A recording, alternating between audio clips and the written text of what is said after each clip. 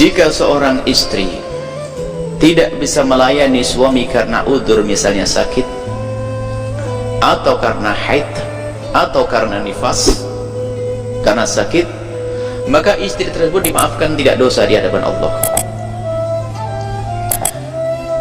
Tapi jika ada seorang istri menolak diajak berhubungan oleh seorang suami, sementara tidak ada udzur, bukan karena haid, bukan karena sakit, kok tidak mau, ingat, dengar ancaman dari Nabi. Idza da'a ar-rajul imra'atahu, jika ada seorang laki-laki mengajak istrinya ila firashihi, ke atas ranjang, fa'abat, kok perempuan itu ogah-ogahan. Dan model wanita tuh banyak ogah-ogahan. Kalau sudah suaminya mengajak, mau macam-macam, ngangkatin nasi lama-lama, nutup pintu lama-lama, ini model perempuan tuh. Ayo, nidurin anak lama-lama, sampai suaminya stres.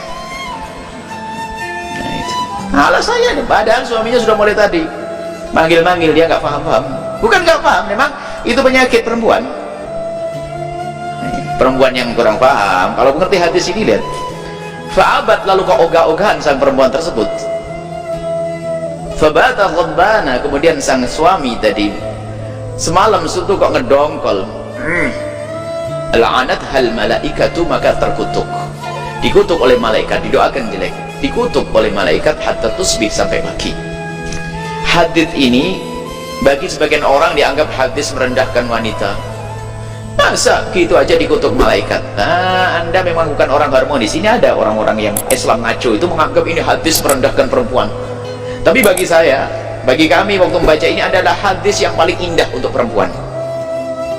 Coba, seorang perempuan diajak suaminya kemana? Naik gunung, ngangkat batu, berjemur, ke tempat yang paling indah di rumah kita, di atas ranjang. Ini kan paling enaknya, bukan? Kalau ada seorang perempuan suruh ngangkat batu oleh suaminya, kok nggak mau, dikutuk malaikat, bukan begitu kok.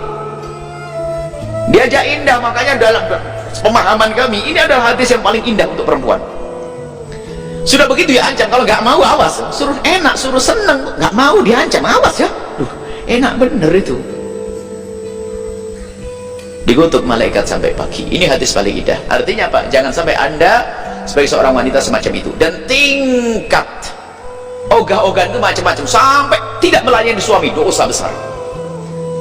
Ada tingkat ogah-ogahan yang tadi itu, yaitu nutup pintu aja lama-lama banget, terus ngangetin sayur, ya ada aja. Biasanya nyuci piring besok, gara-gara suaminya pengen langsung nyuci piring malam itu.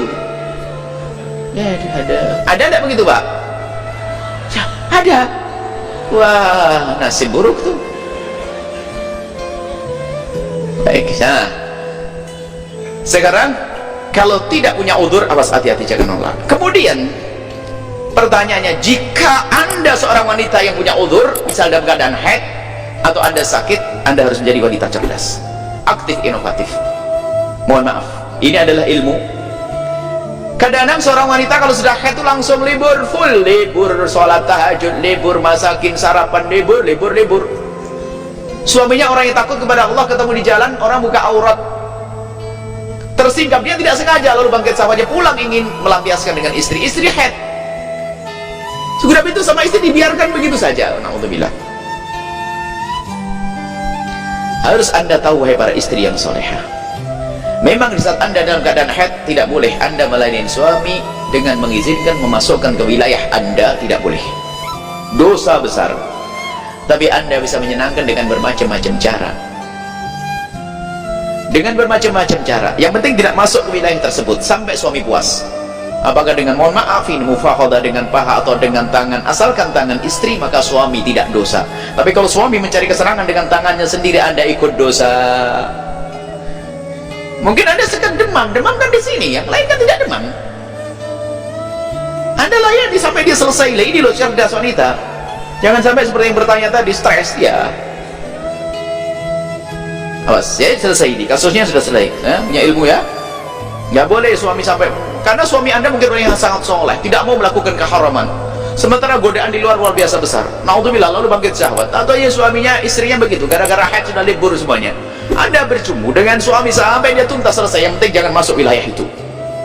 Jangan masuk lewat belakang. Dalam keadaan suci pun lewat belakang adalah haram, dosa besar. Jangan masuk di wilayah depan dalam keadaan haid. Kalau Anda punya sakit, Anda bisa melakukan, yang penting selesai.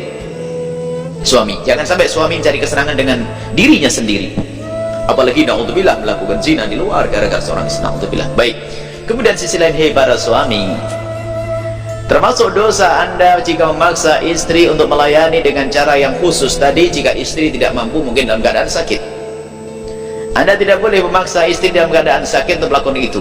Mungkin ada lain lagi, misalnya istri sakit, sakitnya adalah sakit urusan mandinya. Jadi ada istri kalau kesentuh air, Masya Allah, maka Anda jika kasus yang semacam itu, jangan takut mandi, Anda tetap layani suami. Anda boleh bertayamum, agak debu, tayamum. Karena apa? Anda kalau bersentuhan dengan air akan merasa sakit, maka aja tetap ada caranya. Yang penting urusan yang satu ini tolong diselesaikan dengan ilmu juga. Jangan sampai dibiarkan suami terlantar. Nah, suami terlantar, stres, naik pitam, makanya emosian. Jadi dari sisi lain, hai para suami, kalau Anda melihat istri Anda sakit, Anda harus mengerti. Jangan Anda paksa untuk melayani Anda dalam keadaan sakit, apalagi yang mungkin dia tidak akan bisa melakukan. Sampai Nabi itu mengajarkan agar suami itu kalau mau pulang ke rumah itu memberi tanda, jangan bikin kejutan. Bayangkan suami seenaknya, istri lagi tidur enak-enak dibanguni suruh melayani, ya Anda zalim. Mungkin Anda sudah kasih tahu, Ma atau Umi atau Neng, ya, saya mau pulang nanti jam 12. Kalau sudah ngasih jam itu berarti Anda siap-siap gitu loh. Yang paham, cerdas, suruh belanja tak cerdasnya, ini kan repot. Seperti itulah. Semoga Allah menjaga kita semuanya. Nah, alasan tidak mau punya anak, na'udzubillah. Bagaimana tidak mau punya anak, lo tidak melayani? Dengan ada, kalau belum punya anak, kasusnya adalah banyak hal.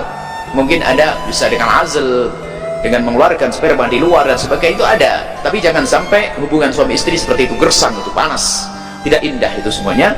Semoga Allah menjadikan hidup kita indah dalam cinta karena Allah Subhanahu wa taala. Wallahu a'lam bishawab.